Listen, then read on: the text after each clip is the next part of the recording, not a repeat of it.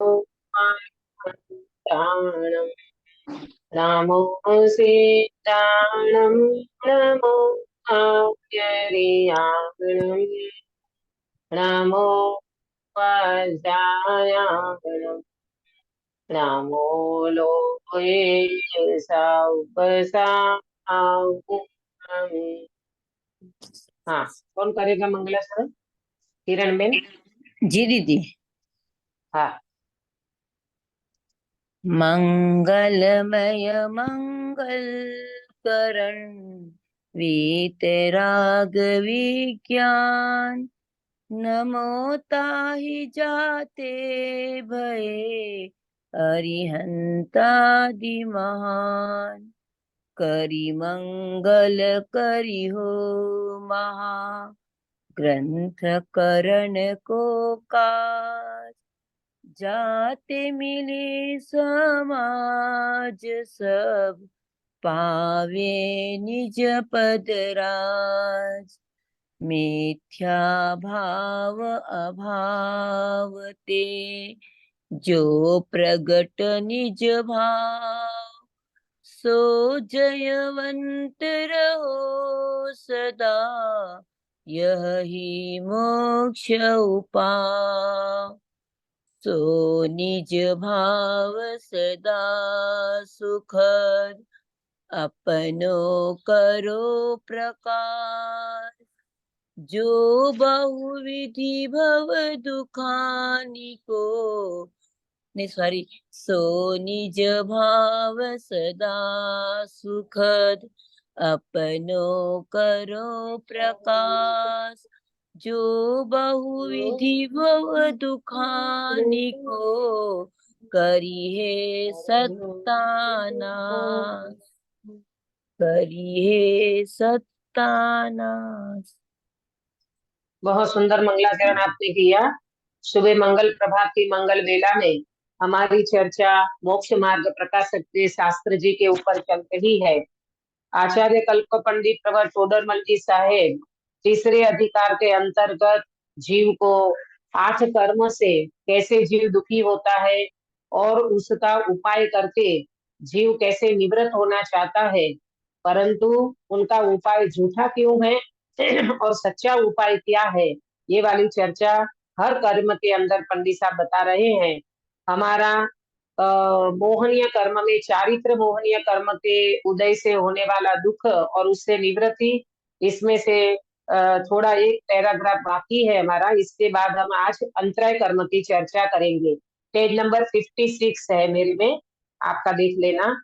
तो इसमें पंडित साहब जो आत्मानुशासन का रेफरेंस देकर के इस बात को आगे बढ़ाएंगे, है ना। यहाँ तक हमारी चर्चा हुई थी कि भाई कषाय के रूप में ये जीव क्रोधादि करता है तो किसी का बुरा चाहता है, तो बुरा तो सामने वाले का होता नहीं है ना, उनके उदय के ऊपर है ना। सारी बातों में हमने उपाय को झूठे क्यों बताया पंडित साहब ने, कि ये सारा भवितव्य के अधीन है।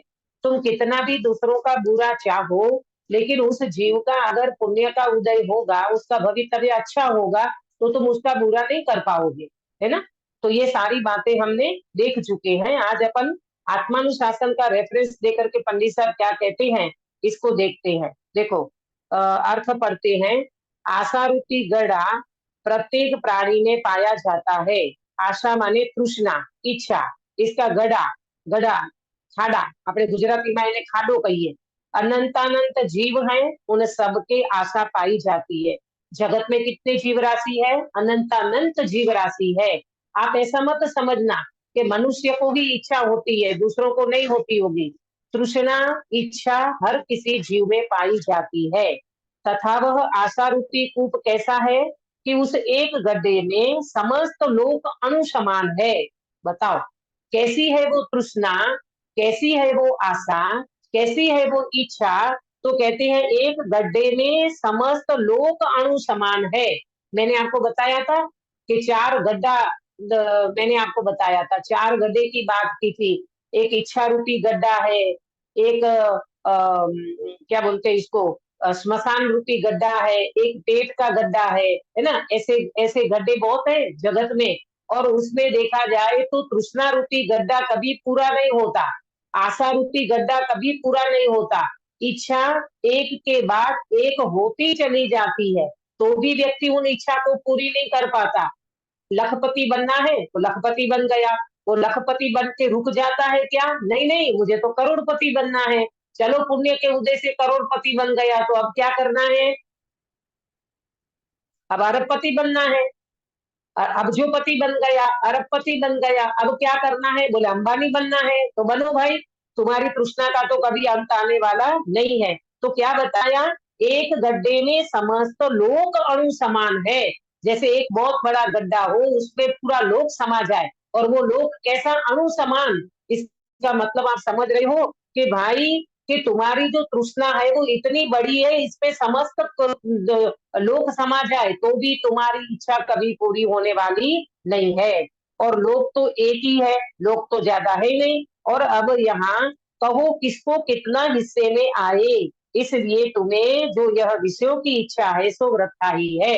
कुल मिलाकर के पंडित साहब ये कह रहे हैं कि भाई ये विषयों की इच्छा का कभी अंत आने वाला नहीं है। अपने प्रवचन सार जी शास्त्र है ना, तो उसमें आता है कि भगवान केवल ज्ञान में लोकालोक को जानते हैं। सुनना ध्यान से। परंतु ये लोकालोक अनंत होते तो 14 राजलोक है, अनंत लोकालोक होते ना तो भी भगवान का ज्ञान खाली रह जाता। माने केवल ज्ञान इतना बड़ा है और लोक छोटा है, वहां तो ये बात बतानी है। और यहाँ क्या बताते हैं? यहाँ तृष्णा तुम्हारी इतनी है कि तुम कितना भी मिल जाए, कितना भी मिल जाए, तो भी तुम्हारी तृष्णा पूरी होने वाली नहीं है, इच्छा पूरी होने वाली नहीं है। तो इसीलिए इच्छा को रोकना हो तो सबसे पहले भेद विज्ञान करो कि वास्तव में ये इच्छा मेरा स्वभाव ही नहीं है, क्योंकि इच्छा से व्यक्ति दुखी होता है, इच्छा पूरी नहीं होती है।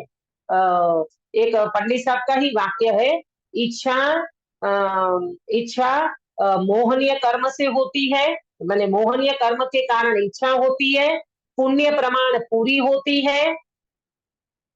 इच्छा मोहनीय कर्म के उदय से होती है, पुण्य प्रमाण पूरी होती है, और वेद विज्ञान से समाप्त होती है। 3 बात नोट करना। इच्छा मोहनीय कर्म से होती है, फिर इच्छा पुण्य प्रमाण पूरी होती है। आपका पुण्य होगा तो इच्छाएं पूरी होगी, आपके उदय में नहीं होगा तो वो इच्छा पूरी होने वाली नहीं है, और वेद विज्ञान से समाप्त होगी। जब हमारा पूरा वेद विज्ञान हो जाएगा, हमें केवल ज्ञान की प्राप्ति हो जाएगी, फिर कौन सी इच्छा बचेगी? है ना। इच्छा मोहनीय कर्म के उदय से होती है, इच्छा पुण्य प्रमाण पूरी होती है, और इच्छा मिटाने का उपाय वेद विज्ञान से समाप्त होती है। वेद विज्ञान कर लो, पूरा भेद विज्ञान, केवल ज्ञान हो जाएगा तब पूरा भेद विज्ञान होगा पंकज भाई। और तब फिर इच्छा होगी, केवली कोई इच्छा होती है क्या? तभी तभी कोई इच्छा नहीं होगी, अभी तो इच्छा हाँ, होती तभी कोई इच्छा नहीं होगी, क्योंकि मोहनीय कर्म खत्म हो गया है। है ना। अब कोई इच्छा उत्पन्न होने वाली नहीं है, बराबर। अब देखो 57 पेज पे, इच्छा पूर्ण तो होती नहीं है, इसलिए कोई कार्य सिद्ध होने पर भी दुख दूर नहीं होता, है ना। कोई कार्य सिद्ध होने पर भी दुख दूर नहीं होता, क्योंकि अंदर में इच्छा पूरी नहीं हो रही है, अंदर में इच्छा पूरी होती नहीं है, और कोई कार्य सिद्ध करने जाता है तो वो उनका दुख दूर नहीं होता। अथवा कोई कसाय मिटे तो उसी समय अन्य कसाय हो जाती है। ये देखो तो सही कैसा है, एक इच्छा पूरी हुई नहीं हुई और दूसरी इच्छा उत्पन्न हो जाती है, एक काम पूरा हुआ नहीं और दूसरा काम शुरू हो जाता है। तो ये इच्छाएं तो एक के बाद एक के बाद एक के बाद होती रहती है। भाई क्या करो, 2 BH का फ्लैट ले लिया, अब ऐसा लगता है कि ये मेहमान आते हैं तो एक कमरा और होना चाहिए, तो 3BH का चाहिए, 3BH का ले लिया, तो ऐसा लगता है पैसा इतना है तो एक अच्छा बंगला क्यों ना लिया जाए। ये तुम्हारी इच्छा एक के बाद एक बढ़ती चली जाएगी, और इच्छाएं पूरी कभी होती नहीं है, पुण्य होगा तो ही होगी, और पुण्य प्रमाण भी इच्छाएं पूरी हो जाएगी तो भी व्यक्ति दुखी बना रहेगा बिना भेद विज्ञान के अभ्यास से। आया समझ में? बहुत सुंदर चर्चा ली है पंडित साहब ने। देखो, जैसे किसी को मारने वाले बहुत हों तो कोई एक जब नहीं मारता तब अन्य मारने लग जाता है। उसी प्रकार जीव को दुख देने वाले अनेक कसाय हैं। जब क्रोध नहीं होता तब मानाधिक हो जाते हैं, जब मान न हो तब क्रोधाधिक हो जाते हैं। कि मतलब क्या बताया पंडित साहब ने कि किसी को मारने वाले बहुत हो तो कोई एक जब नहीं मारता तब अन्य मारने लग जाता है। एक व्यक्ति शांत बैठा हो तो दूसरे व्यक्ति की कसाई भड़की और वो मारने को आ गया। इसी प्रकार जीव को दुख देने वाले अनेक कसाय हैं। इसको ध्यान से सुनना अंकित भैया, कि जब अपना क्रोध कसाय शांत पड़ा होगा ना तो मान जगेगा, मान शांत पड़ा होगा तो माया जगेगी, माया शांत पड़ जाएगा तो लोभ जगेगा। यानी बिना कसाय से जीव रहता ही नहीं है। कोई ना कोई कसाय व्यक्ति को परेशान करती रहती है और दुख देती रहती है, लेकिन जब भेद विज्ञान करेगा तो सुखी होगा, वरना तो मुंह खड़ा करके बैठी है। देखो, इस प्रकार कसाय का सद्भाव बना ही रहता है। कोई एक समय भी कसाय रहित नहीं होता। तो कसाय रहित कब होगा? बोलो, कौन बताएगा? कसाय रहित जीव कब होगा? जब केवल ज्ञान हो जाएगा तब। हाँ, केवल ज्ञान हो जाएगा, माने 10वें गुणस्थान के अंत में। सूक्ष्म लोभ का उदय 10वें गुणस्थान के अंत में रहता है। 11वें गुणस्थान में वो जीव कसाय रहित होता है। एक प्रकार से मोह को उपशम करता है ना, उस अपेक्षा से। और पूर्ण कसाय तो व्यक्ति वितरागी केवल ज्ञान की प्राप्ति करेगा, तब वो कसाय रहित हो जाएगा। इसलिए किसी कसाय का कोई कार्य सिद्ध होने पर भी दुख कैसे दूर हो, और इसका अभिप्राय तो सर्व कसायों का सर्व प्रयोजन सिद्ध करने का है। वह हो तो यह सुखी हो, परंतु वह कदापि नहीं हो सकता। इसलिए अभिप्राय में सर्वदा दुखी ही रहता है। इसलिए कसायों के प्रयोजन को साध कर दुख दूर करके सुखी होना चाहता है, सो यह उपाय झूठा ही है ना। इसको आप उसमें देख लेना कि इसका उपाय झूठे में भी ये बात बताइए कि भाई तुम सारा तुम्हारी कसायों की पूर्ति करना चाहती हो, मुझे लड्डू भी मिल जाए, मुझे बंगला भी मिल जाए, मुझे मेरा बच्चा भी मेरी कहना माने और मैं हर हमेशा सुखी बना रहूं, तो ऐसा तो नहीं हो सकता। कभी ना कभी कोई ना कोई शरीर भी अच्छा रहे, मेरा मेरा घर भी अच्छा रहे, मेरे बच्चे भी अच्छे रहे, मेरे पैसा भी रहे घर में, हर प्रकार से मेरी हर कोई व्यक्ति माने, समाज में मेरा नाम बना रहे, दुनिया मेरे को प्रशंसा दे। ये सारी बातें नहीं हो सकती भाई, ये सारी कसाएं तुम्हारी पूरी नहीं होने वाली है। तो पंडित साहब कहते हैं सारा उपाय झूठा है, तो फिर सच्चा उपाय क्या है? देखो, सच्चा उपाय बताया। सच्चा उपाय क्या है? सम्यक दर्शन ज्ञान से यथावत श्रद्धान, और जानना हो तब इष्ट अनिष्ट बुद्धि मिटे। आया समझ में? सम्यक दर्शन से ज्ञान से यथावत श्रद्धान। अरे रे प्रभु, तुम पहले आत्मज्ञान की प्राप्ति करो, तुम विपरीत मान्यता में जा रहे हो, तुम सम्यक दर्शन करो, सम्यक श्रद्धान करो। सम्यक श्रद्धा करोगे तब तुम्हारी इष्ट अनिष्ट बुद्धि खत्म हो जाएगी। अभी तो पर पदार्थों में इष्ट अनिष्ट बुद्धि पड़ी रहती है। बच्चा अनुकूल होवे तो ये मेरा बच्चा बहुत अच्छा है, और ये बच्चा प्रतिकूल हो जाए तो वो उनको लगता है ये बच्चा हट जाए मेरी और मेरी नजर से, आना नहीं, मैं तेरे साथ में नहीं रहूंगा, मैं तेरे को घर पे आने नहीं दूंगा। ये क्या है भाई? तो ये कहने का मतलब इष्ट अनिष्ट बुद्धि पदार्थों में जब तक रहेगी। और एक बात मैंने आपको नोट कराई थी, वस्तु इष्ट अनिष्ट नहीं होती। सुनना ध्यान से, वस्तु इष्ट अनिष्ट नहीं होती। वस्तु में जो एकत्व बुद्धि पड़ी है ना, उसके कारण इष्ट अनिष्ट लगता है। बोलो, मुनिराजों को 100 मील, गरसु कुमार मुनिराज की बात करें तो गरसु कुमार मुनिराज को 100 मील अनिष्ट लगा, 100 मील अनिष्ट लगा? नहीं लगा। क्यों? क्योंकि वो 100 मील के प्रति राग ही द्वेष ही नहीं है उनको। चलो, वो तो एक तरफा बात हो गई। श्रेणिक महाराजा यशोधर मुनिराज के गले में सर्प डाला, ठीक है? तो यशोधर मुनिराज को श्रेणिक अनिष्ट लगा और चेलना इष्ट लगी, के दोनों के प्रति संभाव। क्या बात है? दोनों के प्रति संभाव। हाँ, दोनों के प्रति संभाव। तो ये संभाव आया कहाँ से? ये संभाव स्वभाव से आता है, ये संभाव भेद विज्ञान से आता है। अपने को तो तुरंत लग जाता है, ये बच्चा मानता है तो ये बच्चा अच्छा है, ये बच्चा नहीं सुनता तो ये बच्चा अच्छा नहीं है। अरे इष्ट अनिष्ट नहीं होता पर पदार्थ में भाई, निमित्त इष्ट अनिष्ट नहीं होता, वस्तु में इष्ट अनिष्ट पना नहीं होता। इष्ट अनिष्ट पना तो तुम्हारी बुद्धि में पड़ा है, तुम्हारे मोह के कारण पर पदार्थ इष्ट अनिष्ट भाषित होते हैं। बराबर? तो सच्चा उपाय क्या है? सम्यक दर्शन को प्राप्त करना, यथार्थ श्रद्धान करना, तो इष्ट अनिष्ट बुद्धि मिटेगी, तथा उन्हीं बल से चारित्र मोह का अनुभागहीन हो। चारित्र मोह घटता चला जाएगा। ऐसा होने पर कसायों का अभाव होता है, तब उनकी पीड़ा दूर हो और तब प्रयोजन भी कुछ नहीं रहे। जब मोह खत्म हो जाएगा तो फिर पीड़ा काय की रहेगी। चारित्र मोह खत्म हो जाएगा तो कोई पीड़ा नहीं रहेगी। कसाई ही चली जाएगी तो फिर कोई पीड़ा नहीं रहेगी। निराकुल होने से महासुखी होगा। इसलिए सम्यक दर्शन आदि ही यह दुख मेटने का सच्चा उपाय है। क्या है सच्चा उपाय? सम्यक दर्शन ज्ञान चारित्र को प्राप्त करना, यही वास्तव में सच्चा उपाय है। मालूम, सबसे पहला तो श्रद्धांत सच्चा होगा ना, कि मैं तो चैतन्य स्वभावी भगवान आत्मा हूँ।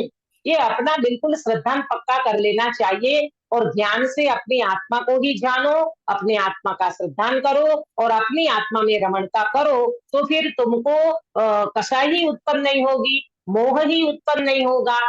तो फिर आपको प्रश्न होगा कि दीदी, इच्छा तो ज्ञानियों को भी होती है, दुखी तो ज्ञानी भी देखे जाते हैं, उपाय तो ज्ञानी भी करते हैं। भाई, वो चारित्र मोह की कमजोरी के कारण होते हैं, तो उतना दुखी ज्ञानी भी होते हैं, मना नहीं है।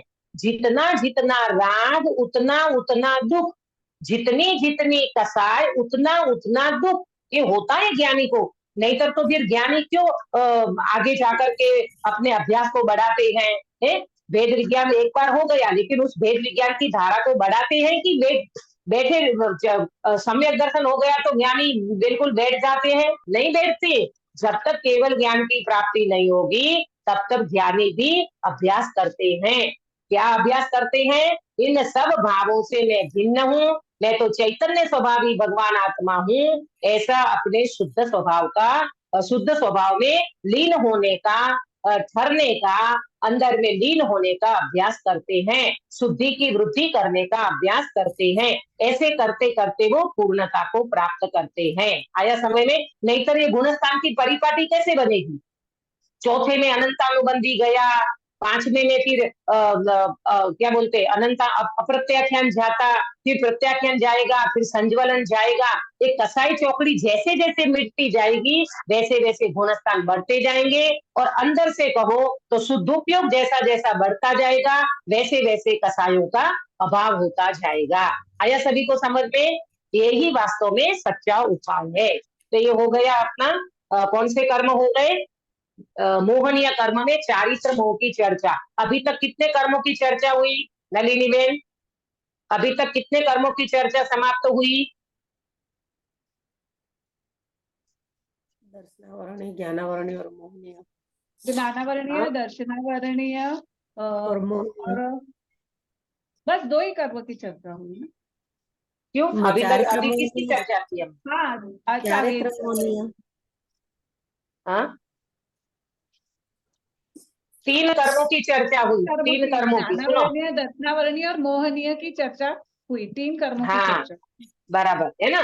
ऐसा नहीं करो कि भाई हम आपको पढ़ाते जाए और पीछे का भूलते जाओ। नहीं, देखो, ज्ञानावरणीय की चर्चा पहले, घाती कर्म की चर्चा है ना, ये ज्ञानावरणीय की हो गई, दर्शनावरणीय की हो गई, और मोहनीय में दर्शन मोह और चारित्र मोह, ऐसे 2 डिवाइडेशन किया पंडित साहब ने।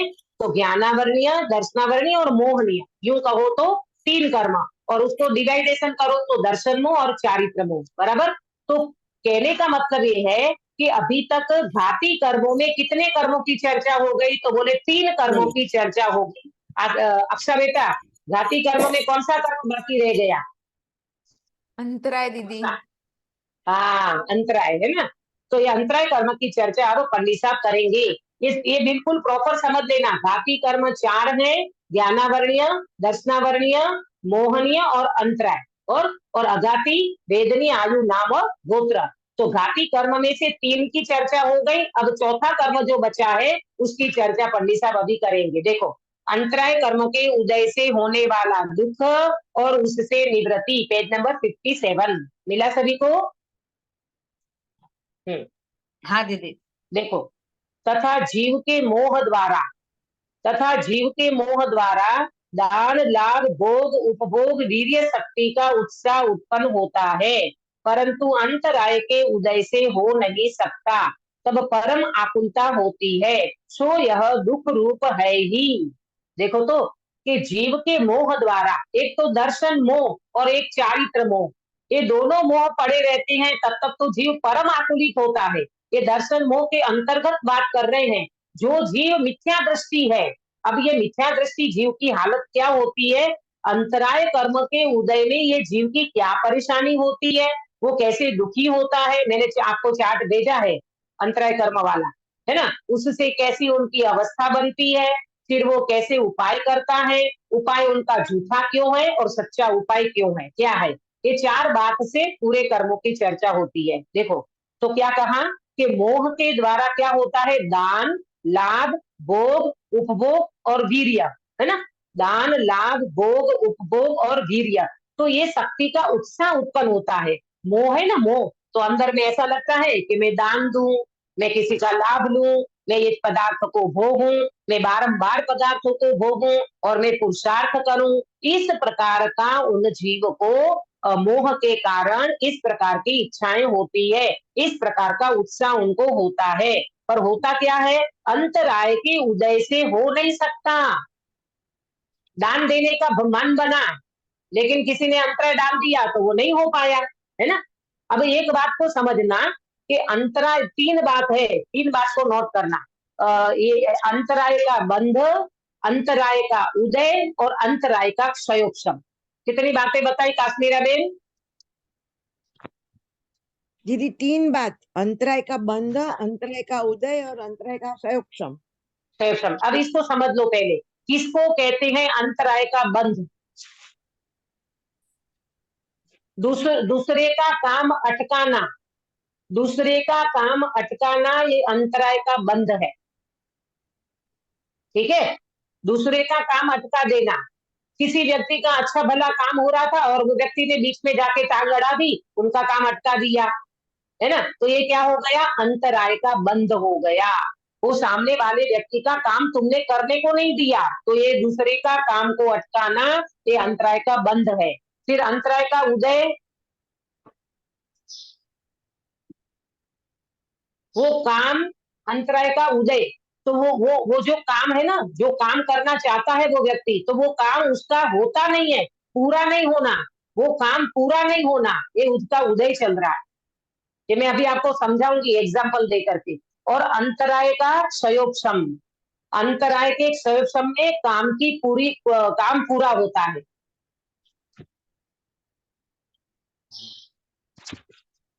अब देखो, जैसे अपन आदिनाथ मुनिराज को ले, है ना, आदिनाथ मुनिराज ने, आदिनाथ मुनिराज को, मैं मुनिराज बोल रही हूँ, भगवान नहीं बोलना, भगवान कभी आहार लेते नहीं है, ये बात को समझ लेना। आदिनाथ मुनिराज को कितने महीने तक अंतराय आया आहार का? 13 माह 13 दिन। 6 महीने। 6 महीने। 13 मैंने तो उन्होंने 6 उपवास महीना। किया था।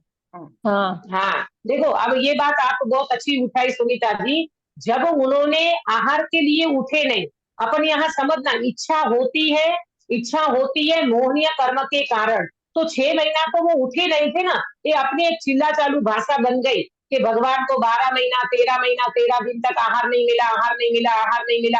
अरे आहार नहीं मिला तो अंतराय कर्म का उदय था, ये नहीं है। 6 महीना तो उठे नहीं थे ना, 6 महीना उन्हें विकल्प ही नहीं आया था। उनको अंदर से विकल्प होता तो वो जाते ना। 6 महीना तो वो ध्यान में बैठे रहे, उठने का विकल्प ही नहीं बना कि नहीं उठ करके आहार लेने जाऊं। आया समझ में? एक चिल्ला चालू भाषा में अपन बोल देते हैं 13 महीना 13 दिन तक उनको आहार नहीं मिला, पर उसमें समझ लेना, आहार तो भले नहीं लिया उन्होंने 13 महीना 13 दिन, लेकिन उसमें 6 महीना उनको इच्छा नहीं उत्पन्न हुई थी। अंतराय कब कहलाएगा? अंतराय कब कहलाएगा? जब इच्छा हो और वो इच्छा की पूर्ति ना हो, तब अंतराय कहलाएगा। देखो, जैसे मुझे आज क्लास लेने की इच्छा थी, लेकिन मेरा गला ही काम नहीं करा, मेरी आवाज ही बंद हो गई। अब बताओ मैं क्लास ले पाऊंगी? नहीं ले पाऊंगी। क्यों? मेरी तो इच्छा थी क्लास लेने की और मेरा गला बंद हो गया। तो इच्छा होते हुए तुम्हारा काम नहीं हो ना, तब उनको उदय समझना। ये आया ना उसमें, वो काम अटकेगा, तो वो अटकेगा माने तुम्हारा उदय चल रहा है। और कोई अटकाता है तो बंद, अटक रहा है तो उदय, और काम होता है तो क्षेत्र। 3 चीज समझ में आई अंकित बेटा? अक्षर बेटा हाँ, क्या बोलो, एक्सप्लेन करो इसको। अटकाता है तो उदय, और अगर हो जाए तो क्षयोपशम। हाँ, और और कोई मेरे काम को अटकाता है तो वो बंद, दूसरा बंद। अटकाएगा तो उसको बंद होगा, है ना। काम जैसे को अटकाने पे बंद होगा, हो जाएगा तो हाँ, और अगर एक्शन हो अटक जाएगा तो जाए तो एक्शन, उदय। अटक रहा है ये काम तो तुम्हारा उदय समझो। आया बंद ना समझ दूसरे में, को होगा देखो। दीदी, जिसने काम अटकाया उसको। हाँ, उसको होगा, जिनने काम अटकाया उसको बंद होगा। और काम वर्तमान में तुम्हारे उदय से अटक रहा है तो ये समझो कि ये मेरा उदय चल रहा है, मेरा काम अभी नहीं हो पा रहा है तो ये उदय मेरा चल रहा है। और मेरा काम हो रहा है तो ये मेरा क्षेत्र समझना अंतराय कर्म का। बिना बेन आपको समझ में आया? इसमें ये लॉजिक नहीं लगता है दीदी, एक द्रव्य दूसरे द्रव्य का कुछ नहीं कर सकता। हाँ, बात तो बिल्कुल यही है। ये निमित्त कथन है, ये समझना, कर्म और आत्मा के बीच में निमित्त नैमित्तिक संबंध है, कर्ता कर्म संबंध नहीं है। अक्षा बेटा, वो फॉर्मूला ऐसी लगाना, एक द्रव्य दूसरे द्रव्य का कुछ नहीं कर सकता, तो आना तो उसी पे ही पड़ेगा। अगर देखो, सुनो ध्यान से, आदिनाथ मुनिराज अगर ये कहें कि भाई मेरे को अयोध्या नगरी में मैं जा रहा हूँ, लोग मुझे आहार नहीं देते हैं, तो ये लोगों के प्रति उन्होंने वो नहीं किया, उनको उन्होंने दोष नहीं दिया। अरे मैंने सबको 80 कृषि विद्या सिखाई थी, मैंने सबको 15 कर्मादान सिखाया, मैंने सबको कैसे भोजन करना, कैसे ये करना सब सिखाया, और आज लोग मुझे आहार नहीं दे रहे हैं। ऐसा बिल्कुल भी उन्हें नहीं लगा। उनने वहां ये भेद विज्ञान किया, एक द्रव्य दूसरे द्रव्य का कुछ नहीं कर सकता। अगर एक व्यक्ति को भी विकल्प नहीं आता तो ये किसका उदय है? अंतराय का, आदिनाथ जी का, कि लोग नहीं दे रहे उस पे। बोलो। आदिनाथ जी का ना, पर इसमें तो उन्होंने जानबूझ के, लोगों ने बाधा डाली ही नहीं ना। बाधा तो ऐसी होती है ना कि मैं यानी खाना बनाने जा रही हूँ और किसी ने बोल दिया कि ना आज तो मैं गैस की लाइन ही खराब नहीं, कर दूंगी, तो देखते हैं ये खाना कैसे बनाती है, देखो, ऐसा तो इसमें ना, इसमें दो प्रकार आएंगे, इसमें आगे बात आएगी।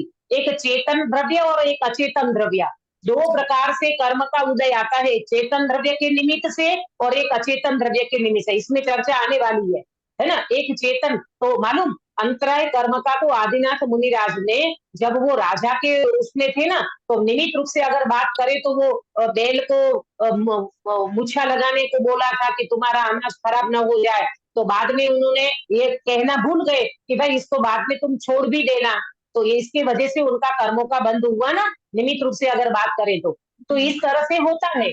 और अचेतन द्रव्य की भी बात करें तो एकदम किसान ने इतना बढ़िया ये लगा दिया, मतलब कि क्या बोलते, इतना बढ़िया उन्हें खेती लगा, ये किया वो किया, सब कुछ किया है, तो बारिश नहीं आई, बताओ अब उनका बीज सूखेगा कि नहीं सूखेगा? तो ये अचेतन द्रव्य माने कुदरत भी जब इस प्रकार का प्रकोप होता है ना, तो उनको अचेतन द्रव्यों का ये कहेंगे, अंतराय में निमित्त कहेंगे, इस तरह से। और किसी व्यक्ति को जैसे मटका बना रहा है, कुम्हार मटका बना रहा है, इतना बढ़िया मटका बना रहा है बेचारा, और वो मटका सुखाने के लिए रखा और अंधार बरसात पड़ी, ऐसी बारिश हुई कि वो व्यक्ति का सारा मटेरियल खत्म हो गया। तो ये अचेतन द्रव्य का भी निमित्त बनता है। लेकिन निमित्त को निमित्त समझो, निमित्त को उपादान मत समझना। कर्म मुझे दुखी करते हैं बिल्कुल मत समझना। तुम दुखी होते हो अपनी कसाई से, अपने उदय से, और तुम आरोप डालते हो निमित्त के ऊपर, तो इसीलिए ये बात ठीक नहीं है। दोनों तरफ से बात को प्रॉपर समझना। कर्म का उदय निमित्त है, कर्म वास्तव में कुछ नहीं करता, ये बिल्कुल सिद्धांतिक बात है। और जब निमित्त नैमित्तिक बात करते हैं तो कर्मों का ज्ञान भी कराते हैं, निमित्त का ज्ञान भी कराते हैं। आया अक्षा बेटा समझ में? मेरे ना थोड़े क्वेश्चन है दीदी, नेक्स्ट टाइम वो एक क्लास ऐसा लेंगे जिसमें दो तीन हाँ, चीज ऐसा ठीक है, क्लियर कर दें। एक दिन अपन उसकी क्लास लेंगे, चलो, है ना। तब तक आप प्रॉपर अच्छे से नोट कर लेना सारे क्वेश्चन। देखो बेटा, क्वेश्चन तो होंगे और होना ही चाहिए अपने को। देखो, जिनागम है ना, जिनागम, इसमें बहुत सारे पहलू हैं, बहुत सारी अपेक्षा से जिनागम बात करता है। अपने को वो अपेक्षाएं समझनी पड़ेगी, है ना। जैसे अनेकांत में अपन बात करते हैं ना, एग्जाम्पल दे करके, एक ही स्त्री है तो किसी की माँ है, तो किसी की बहन है, तो किसी की मौसी है, तो किसी की चाची है, तो इतनी सारी अपेक्षा एक ही बहन में कैसे लगाते हो? तो भाई स्यादत है ना, अपेक्षा है ना, किसी की माँ भी है, किसी की बहन भी है, किसी की मौसी भी है। इसी तरह ये एक फॉर्मूला आप किस तरह से घटित करते हो। तो ये सारे जीना गम के पहलू समझना होगा। आत्मा को नित्य भी कहते हो, आत्मा को अनित्य भी कहते हो। आत्मा बदलता भी है, आत्मा टिकता भी है, आत्मा नित्य भी है, आत्मा अनित्य भी है। तो ये सारे जीना गम के पहलू एंगल अपने को समझना होगा। कहीं तो कहते हो एक द्रव्य दूसरे द्रव्य का कुछ नहीं करता, और यहाँ कहते हो अंतराय का उदय आ गया। तो ये है ना भाई, निमित्त रूप से अंतराय का उदय भी कहा जाएगा, परंतु उसको उपादान नहीं मान देना, उसमें कर्ता कर्म की गलती नहीं करना। ये प्रॉपर बात को समझोगे तो कहीं पर भी कंफ्यूजन खड़ा नहीं होगा। बराबर। देखो अभी आगे बढ़ते हैं। तो 3 बात समझी आप लोगों ने। 3 बात, अंतराय का बंध, अंतराय का उदय और अंतराय का क्षेत्रम। अंतराय का बंध, सामने वाले व्यक्ति ने काम अटका दिया तो अंतराय का उनने बंद करा, ठीक है। अंतराय का उदय, तुम्हारा काम अटक रहा है तो समझो कि तुम्हारा अंतराय का उदय चल रहा है। और तीसरा, अंतराय का क्षेत्रम, तुम्हारा काम हो रहा है तो समझो कि तुम्हारा अंतराय का क्षेत्रम है। 10,000 रुपया दान देना था पापा को, और बेटे ने हाँ कर दी। हाँ पापा दे देना, कोई बात नहीं, मैं आपको भेज देता हूँ। तो माँ पिताजी खुश हो गए, वाह आज तो मेरे बेटे ने मेरे को 10,000 रुपया दिया और मैंने 10,000 का दान कर दिया। तो ये क्या समझना, अंतराय का क्षयोपशम। आया समझ में। इसी तरह से और दूसरी बात कि आपको बहुत भावना थी, बहुत अंदर में इच्छा थी कि आज तो मैं जाकर के स्वामी साधन वात्सल्य का लाभ लूंगा, आज मैं स्वामी वात्सल्य का भोजन कराऊंगा, और एकदम से बेटे ने मना कर दी, नहीं पापा ये बिल्कुल नहीं होगा। तो क्या हुआ, अंतराय का उदय। पूरी तैयारी कर ली थी, पूरी मानसिक तैयारी थी कि आज मुझे स्वामी वात्सल्य कराना है, परंतु अचानक उदय आ गया, बेटे ने मना कर दी कि अभी पैसे की व्यवस्था नहीं है। तो ये हो गया अंतराय का उदय। और बेटे को क्या होगा, अंतराय का बंध। समझना, बेटे ने अंतराय दी ना तो ये अंतराय का बंध होगा उनको। ये सारी बातें अपने को समझना होगी भाई। एकदम से तुम्हारा काम अटक गया तो समझना ये मेरा उदय चल रहा है, एकदम से काम बन गया तो समझना ये तुम्हारे अंतराय का श्रेष्ठम चल रहा है। ये सारी बातें अपने ज्ञान में होगी ना, मालूम अच्छा बेटा, इससे क्या फायदा होगा, इससे ये फायदा होगा कि निमित्त पे आरोप नहीं होगा। अभी अपन क्या करते मालूम, निमित्त पे तुरंत आरोप कर देती है, पापा ने ऐसा कर दिया, उनने ऐसा कर दिया, तो मेरा काम अटक गया, मेरा ये रुक गया, मेरा वो रुक गया। अरे भाई ऐसा नहीं है, तुम्हारा उदय चल रहा है, इसमें किसी को दोष मत दो। आया समझ में, ये प्रॉपर समझना। बिना किसी के अटकाए भी काम न हो तो भी तो उदय हुआ ही ना। मतलब अभी किसी ने भले कोई काम अटकाया नहीं है, लेकिन हमारा उदय चल रहा है तो भी तो वो काम नहीं होगा ना। हाँ, नहीं होगा तो ये उदय उदय उदय ने तो नहीं कराया ना, उदय भी तो चलेगा ना। आपका उदय चल रहा है, ठीक है, सामने कोई व्यक्ति नहीं है, पर आपने पूर्व में ऐसे कोई कर्म बांधे हैं, उससे आपका काम नहीं हो पाएगा। तो इसमें देना 2 प्रकार के आएंगे, चेतन और अचेतन। अभी अपन पढ़ते हैं इसको तो आपको जल्दी समझ में आएगा। देखो, लेकिन दिल उसी का को उत्पन्न उदय, यह कर, उसी को भी उदय ही कहेंगे ना दीदी। उदय ही कहेंगे, उदय ही कहेंगे उसको। हाँ। देखो जैसे एक बात, जैसे सीता की अपन बात लेना, तो सीता के सामने ऐसी कोई गलती नहीं करी सीता ने। हाँ, कोई गलती नहीं थी सीता ने। गर्भवती अवस्था में रामचंद्र जी ने जंगल में निकाल दिया। बोलो सीता ने कभी रावण को चाहा था क्या? सीता ने अन्य कोई पुरुष को चाहा था क्या? नहीं ना, फिर भी उनको निकाल दिया और अग्नि परीक्षा हुई, ये सब कुछ हुआ।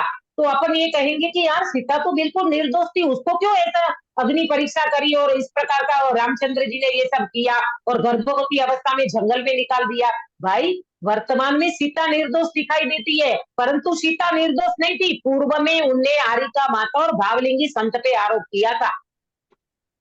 इसलिए तो जैन शासन कहता है, जैन दर्शन कहता है, कभी भी तुम्हारे बिना कारण से कोई कार्य नहीं होता। ये बिल्कुल फैक्ट बात है। तुम्हारा पूर्व का किया हुआ कोई ना कोई कर्म का उदय होगा होगा और होगा, इसके अलावा कोई उदय आता नहीं है।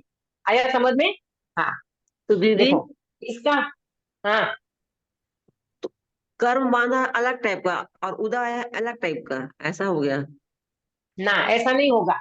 जैसा जिस प्रकार का कर्म बांधा है उस प्रकार का ही उदय आता है। नहीं। जैसे आरिका माता को उन्होंने किया और मतलब हाँ। रावण के कारण उनको ऐसा मतलब उदय आया।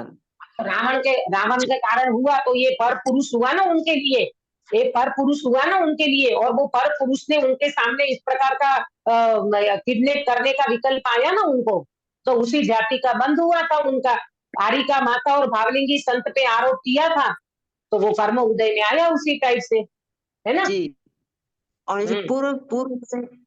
पूर्व में हमने किसी को अंतराय दी है, इसलिए इस समय उदय आ रहा है ना दीदी। हम हाँ, नहीं नहीं नहीं तरफी प्रेमलता जी, नहीं तरफी भी 8 प्रकार के डिवाइडेशन नहीं होगा कर्मों का। जैसा कर्म बांधा है वैसा उदय में आता है। भले उसमें क्या बोलते क्वांटिटी में फर्क पड़ेगा तुम्हारी साधना आराधना से। जैसे श्रेणिक महाराजा का 7वीं नरक का बंधा था तो फिर 84,000 वर्ष का रह गया, तो वो फिर उनके क्या बोलते उनकी क्वांटिटी में फर्क पड़ेगा, उनकी स्थिति में फर्क पड़ेगा, ये सब फर्क पड़ सकता है। परंतु कर्म तो उदय में आता ही है। वो थोड़ा रस कम हो जाएगा, अनुभव कम हो जाएगा, वो आपके परिणामों पे और आपके अभिप्राय पे डिपेंड करता है ना फिर। नहीं दीदी, जैसे आपने कहा ना, किसी ने वहां राम को अटकाया तो उसको बंद हो गया, तो मैंने ही किसी का अटकाया हुआ तो मेरे को ही बंद हो गया ना। अब वो बाद में उदय में आ रहा है, ऐसा भी हो सकता है ना। हाँ, ऐसा हो सकता है ना। देखो, वो कोई कर्म आज बांधा और अभी तत्काल उदय में आए ऐसा जरूरी नहीं है। आ भी सकता है और नहीं भी आए। नहीं आए तो ये भाव में नहीं, अगले भाव में भी आ सकता है, भवांतर में कभी भी आ सकता है। ऐसा जरूरी नहीं है कि अभी का बांधा अभी उदय में आ जाए। और आ भी सकता है, नहीं भी आ सकता है, जैसा कर्मों की योग्यता हो उस हिसाब से और अभिप्राय और परिणामों से इसका डिवाइडेशन होता है। इसका उपाय यह करता है कि जो विघ्न के बाह्य कारण सूझते हैं उन्हें दूर करने का उद्यम करता है, परंतु वह उपाय झूठा है। ये क्या करता है उपाय? झूठा उपाय क्या करता है? बाह्य जो विघ्न है ना, विघ्न के बाह्य कारण सूझते हैं उन्हें दूर करने का उद्यम करता है, परंतु वह उपाय झूठा है। कैसे करता है? कि जैसे मेरे काम में कोई व्यक्ति अटकायत करता है तो उस व्यक्ति को हटाएगा। इस नौकर को हटा दो, ये नौकर बहुत वो करता है, ये नौकर मेरा काम होने नहीं देता, तो वो नौकर को हटा देगा। अब बताओ, वो नौकर को हटाने से काम हो जाएगा क्या? नहीं होगा ना। अरे काम तो तुम्हारी योग्यता से होगा, तुम्हारे भवितव्य में होगा तो होगा। नौकर को हटा देने से काम थोड़ी हो जाएगा। तो ये ऐसे का झूठा उपाय करता है, बाह्य कारण इस तरह से वो दूर करता है, परंतु वह उपाय झूठा है। उपाय करने पर भी अंतराय का उदय होने से विघ्न होता देखा जाता है। अब देखो, कोई व्यक्ति सुबह कार लेकर के निकला, 5 बजे निकलना था उनको, हाँ, एकदम तैयार हो गया, कार तैयार हो गई, अलार्म रखा था, 5 बजे उठ करके ड्राइवर को बुला लिया, सब तैयारी हो गई एकदम, और अचानक फोन आ गया, बेटे की तबीयत ठीक नहीं है। बोलो, अब जा पाएगा? नहीं, हाँ, अंतराय नहीं आ जा गया। पाएगा, क्योंकि बच्चे की तबीयत ठीक नहीं। आ गया अंतराय का उदय। भाई साहब तो कह रहे थे हम तो बिल्कुल तैयार है, 5 बजे निकलना ही है, और सारी तैयारी, ड्राइवर को बुला लिया, अलार्म रख लिया, उठ गया, तैयार हो गया, 5 बजे निकलना था, इतने में फोन आ गया, आज बच्चे की तबीयत एकदम खराब है, हॉस्पिटल जाने की तैयारी है। बोलो, अब क्या करेगा पिताजी? सारा के प्रोग्राम कैंसल। आया समझ में? तो इस तरह से क्या बोलते हैं इसको, उपाय करने पर भी, ये सारा उपाय करता है फिर भी कैसे भी अंतराय कर्म का उदय आ जाता है। अंतराय का श्रेष्ठम होने पर बिना उपाय भी विघ्न नहीं होता। अंतराय नहीं हो ना, कर्म के उदय की अंतराय नहीं हो, घर बैठे काम हो जाता है। पंकज भाई, आपने कभी इसका एक्सपीरियंस हुआ आपको? आपने कुछ सोचा नहीं था और काम बन गया, हाँ हाँ, होता ही है, अक्सर होते है ना? रहते हैं। अक्सर होता है, अक्सर किसी की लाइफ में आप देखना, अपन सोचे भी नहीं थे और वो काम बन गया। ऐसा एकदम हाँ से मैसेज आ गया कि आपका काम हो गया हाँ है। बोलो, मोबाइल में मैसेज आ गया, आपका ये काम हो गया है, हाँ अपन एकदम खुश हो जाते हैं, देखो घर बैठे मेरा काम हो गया। तो आपका उस समय उदय था, हाँ उस प्रकार का श्रेष्ठम था, तो काम बन गया। इसलिए विघ्नों का मूल कारण अंतराय है। अंतराय के कारण ये सारे विघ्न आते हैं। ये निमित्त समझना, इसको उपादान बिल्कुल नहीं समझना। अब देखो, तथा जैसे कुत्ते को, पंडित साहब ने दृष्टांत बहुत बढ़िया दिया, तथा जैसे कुत्ते को पुरुष द्वारा मारी हुई लाठी लगी, वहां वह कुत्ता लाठी से वृथा ही द्वेष करता है। आया दृष्टांत बहुत बढ़िया है कि कुत्ता होता है ना, कुत्ता, किसी व्यक्ति ने कुत्ते को लाठी मारी तो कुत्ता क्या करता है? लाठी की तरफ जाता है कि व्यक्ति की तरफ? हम्म लाठी की तरफ। वो लाठी की तरफ जाता है। ये समझना, कुत्ता और सिंह में अंतर है। सिंह को कोई मारेगा तो वो मारने की हिम्मत ही नहीं करता कोई व्यक्ति, लेकिन कोई व्यक्ति सिंह को मारेगा तो वो सिंह व्यक्ति की तरफ जाएगा, और कुत्ते को कोई लाठी मारता है तो कुत्ता लाठी की तरफ भागता है, वो व्यक्ति की तरफ नहीं भागता। ये अंतर है दोनों में। तो ये क्या करा कि कुत्ता लाठी से वृथा द्वेष करता है।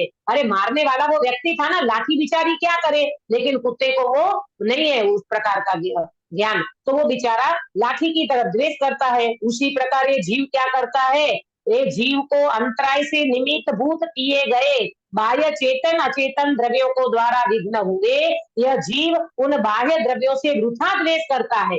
इसमें चेतन और अचेतन ये दोनों द्रव्य, चेतन माने जीव और अचेतन माने कुदरती वातावरण, नेचुरल है ना, नेचुरल बन जाता है ना। एकदम से खेती बनाई थी और एकदम से बारिश गिर गई तो कुदरत अचेतन है, मतलब कुदरती ये हो गया। तो इस तरह से बहुत कुछ हो सकता है। आपका वातावरण बिल्कुल खराब हो गया, एकदम सूखा पड़ गया, एकदम बारिश आ गई, सुनामी आ गई, है ना, भूकंप हो गया, ये सब कुदरती है विघ्न। तो ये कुदरती विघ्न को कौन क्या करेगा, और कोई चेतन और कोई अचेतन के दोनों प्रकार से कोई विघ्न आते हैं, तो वो व्यक्ति क्या करता है, कुदरत को दोष देता है अथवा तो निमित्त को दोष देता है, परंतु कभी भी अपने अंतराय कर्म के उदय का विचार नहीं करता। भाई मैंने पूर्व में कोई ऐसा अंतराय किया होगा तो आज मुझे इस प्रकार का ये उदय आ रहा है, लेकिन ये व्यक्ति उसमें नहीं सोचता और बाह्य द्रव्यों से द्वेष करता है। अन्य द्रव्य इसे विघ्न करना चाहे और इसको न हो, तथा अन्य द्रव्य विघ्न करना न चाहे और इसके हो जाए, इसलिए जाना जाता है कि अन्य द्रव्य का कुछ बस नहीं है। माने कभी कोई व्यक्ति काम करना चाहे और ना भी हो, कभी ना चाहे और हो जाए, ये तो तुम्हारे अंतराय का 3 बात समझ लेना, अंतराय का बंध, अंतराय का उदय और अंतराय का क्षयक्षम। अंतराय के उदय में काम नहीं बनेगा, अंतराय के क्षयक्षम में काम बन जाएगा, और तुम किसी को काम करने नहीं दोगे तो तुम्हारा अंतराय का बंध होगा। आया समझ में? लेकिन किसी व्यक्ति के ऊपर दोष देने की कोई जरूरत नहीं है, अपना ही उदय, अपना ही क्षयक्षम और अपन कर्मों का बंध करते हैं, तो अपने को ही समझना, दूसरों पे कभी भी आरोप नहीं देना। उनसे किस लिए लड़े, इसलिए ये उपाय झूठा है। जिसका बेचारे का बस ही नहीं चलता तो किससे क्यों लड़े, वो व्यक्ति से क्यों लड़े, उदय तो मेरा था ना। आदिनाथ मुनिराज कोई अयोध्या नगरी के बच्चे उनके परिवार, कोई एक व्यक्ति को 2 रोटी देने का विकल्प नहीं आया तो वो लड़ने गए क्या? कोई लड़ता नहीं है भाई ज्ञानी जीव, वो तो वेद विज्ञान का अभ्यास करते हैं और अपने आत्मा का आनंद लेते हैं। तो सच्चा उपाय क्या है? मिथ्या दर्शन आदि से इच्छा द्वारा जो उत्साह उत्पन्न होता था वो सम्यक दर्शन आदि से दूर होता है। सच्चा उपाय क्या है भाई? सच्चा उपाय तो ये है कि भाई देखो, इसमें आपने लिखा, मेरे भेजा है ना, तो पहले इसको देख लो जरा। 4 बातें क्या है कि अवस्था क्या बन रही है, तो बोले इच्छा होती है पर पूरी नहीं होती अंतराय के उदय में। और उपाय क्या करता है कि उनको विघ्न ख्याल आता है, बाह्य विघ्न ख्याल आता है और उसे दूर करने का उपाय करता है। नौकर को हटा देगा, घर वाले मेंबर को हटा देगा, कभी कुछ करेगा कभी कुछ करेगा, तो ये बाह्य उपाय करता है, ये झूठा है। झूठे क्यों है? ये सब भवितव्य के अधीन है, तुम्हारे अधीन नहीं है, इसलिए उपाय झूठे हैं। बराबर? और सच्चा उपाय क्या है? सम्यक दर्शन प्राप्त करना, अंतराय कर्म को तोड़ेगा तो इच्छा ही उत्पन्न नहीं होगी, ये नेगेटिव है। यहाँ क्या करेगा अभ्यास? रत्नत्रय को प्राप्त करेगा, भेद विज्ञान करेगा, सम्यक दर्शन ज्ञान चारित्र को प्राप्त करेगा, तो फिर अंतराय कर्म ही उदय में नहीं आएगा, अंतराय कर्म नष्ट हो जाएगा, तो इच्छा ही उत्पन्न नहीं होगी। इच्छा उत्पन्न नहीं होगी तो वो व्यक्ति परम सुखी हो जाएगा। तो सच्चा उपाय में देखो अंत में बताया, मिथ्या दर्शन आदि से इच्छा द्वारा जो उत्साह उत्पन्न होता था वो सम्यक दर्शन आदि से दूर होता है। और सम्यक दर्शन आदि से दूर क्यों होगा? बोलो काश्मीरा बेन, सम्यक दर्शन से क्यों दूर हो जाएगा? क्योंकि इच्छा ही मिथ्या दर्शन है, यदि इच्छा करना वही मिथ्या हाँ, बहुत बढ़िया। कि सम्यक दर्शन होगा तो सबसे पहले वो व्यक्ति इच्छा पे ब्रेक लग जाएगा, माने इच्छा उत्पन्न होगी परंतु इच्छा की इच्छा नहीं होगी। इच्छा उत्पन्न होना ये चारित्र की कमजोरी, इच्छा की इच्छा होना ये दर्शन हो। आया समझ में? मैंने आपको 3 बातें पहले बताई थी। इच्छा करता है वो अज्ञानी, इच्छा हो जाती है वो ज्ञानी, और इच्छा ही उत्पन्न नहीं होती वो परम केवल ज्ञानी, है ना। तो इसी तरह से उनको इच्छा का उत्साह खत्म हो जाएगा और सम्यक दर्शन आदि द्वारा ही अंतराय अनुभाग घटेगा तो इच्छा मिट जाएगी, शक्ति बढ़ जाएगी, तब वह दुख दूर होकर निराकुल सुख उत्पन्न होता है। इसलिए सम्यक दर्शन आदि ही सच्चा उपाय है। मालूम, एक गलती अपन ये करते हैं, एक गलती अपन ये करते हैं, वो गलती बता करके मैं आज की चर्चा को समाप्त करूंगी। अपन गलती क्या करते हैं मालूम? अपन ये गलती करते हैं कि बस मैं मेरी इच्छा से दुखी होती हूँ ना, तो अब मैं ऐसी इच्छा ही नहीं करूंगी, अब मैं कंट्रोल करूंगी। मेरे को बहुत खाने का विकल्प होता है ना, तो मैं खाने का कंट्रोल करूंगी, मैं विचार का कंट्रोल करूंगी, मैं विकल्प का कंट्रोल करूंगी, मैं ऐसा विचार ही नहीं करूंगी, आज के बाद मैं ऐसा विकल्प ही नहीं करूंगी। अरे विचार करना, विकल्प करना, ये सब करना धरना तुम्हारे हाथ में नहीं है। समझ में, वो तुम्हारे भवितव्य माने वो तुम्हारी योग्यता के ऊपर डिपेंड करता है। कब तुमको कब कैसा विचार उत्पन्न होगा वो केवल ज्ञानी के केवल ज्ञान में नोंद है। और हम विचारों को रोकते हैं, इच्छाओं को रोकते हैं, ये उपाय झूठा है। इसलिए जैन दर्शन इच्छा को रोकने को नहीं कहता, इच्छा से भेद विज्ञान करने को कहता है। ये उत्पन्न होने वाली इच्छा, इनसे मेरा भगवान आत्मा भिन्न है, मैं तो वास्तव में इन सबका ज्ञाता दृष्टा हूँ, जानने वाला हूँ। इस प्रकार का उपाय करेंगे तो इच्छा मिट जाएगी, कसाई मिट जाएगी, इच्छा उत्पन्न नहीं होगी, तो जीव परम सुखी होगा। आया समझ में? इस तरह का उपाय हम सब करें, प्रॉपर इनको समझे और एक कर्मों को दूर न करें, हम कर्म से भेद विज्ञान करें और हम अपनी आत्मा का अनुभव करके मोक्ष मार्ग को प्रशस्त करें। इस मंगल भावना के साथ बात को विराम देते हैं। निज निधि निज में बताई यह अनंत उपकार है, इसके लिए दिन वाणी माँ को वंदना सतवार है, वंदना सतवार है। अंकित भैया गायो सर कराओगे? हाँ।